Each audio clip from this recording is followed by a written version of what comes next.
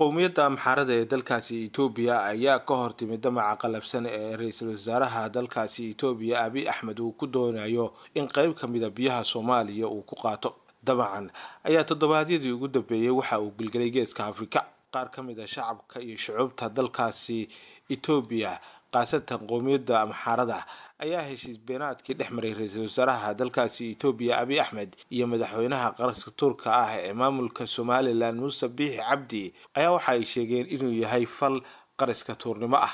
Dadka aqoon-yahanada ah ee kasoo jeeda qowmiyadda Amxaarada ayaa ku doodaya in Abiy Ahmed uusan ka fiirsanin waxa uu falayo. Waxa ay tusaale u soo qaateen wixii dhexmaray Soomaalida iyo Itoobiyaanka bariisamaadkii, waxayna si cad u sheegeen in hadda aysan Amxaaradu diyaar u ahayn in ay ku duusho dariskeeda ama dalka Soomaaliya. Sidoo kale shacabka Amxaarada ee dalkaasi Itoobiya waxa ay sheegeen in shucuubta Soomaaliyeed ay ku garab taagan yihiin inay difaacdaan midnimadooda iyo madaxbannaanida Jamhuuriyadda Federaalka ee Soomaaliya. Bulshada Amxaaradu waxa ay dowladooda u gudbiyeen ama u sheegeen ayaa la yiri inay lama taabtaan tahay in ay ixtiraamto darisnimada iyadoo saldhig ay u tahay nabadgelyada iyo horumarka shacabka labada dal.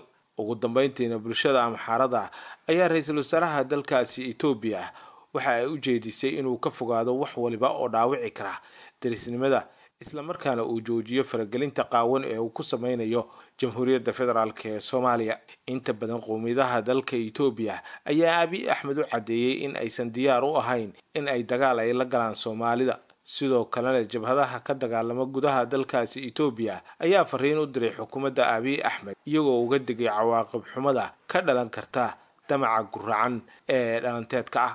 dhanka kale diblomaasiyadda iyo dhinaca taageerada caalamiga ah ayaa waxaad moodaa Soomaalidu inay xilligan ay ku adkaatay, waxaana soo taraya wararka ka imaanaya gudaha dalka Itoobiya iyo waliba dadka Itoobiyaanka ah ee diidan in xilligan la farageliyo arrimaha Soomaalida, taas oo Abiy Ahmed ka dhigaysa nin xoog iyo xeeladba u waayay hadafkii uu ku doonayay inuu badda cas umarun cagta ku soo geliyo. daawade halka warbixintaasi aad kala socoto waa waayaha dunida. haddii aad nagu cusub tahay channelka subscribe noo saar, barnaamijkana noo like garee si uu dad badan u gaaro.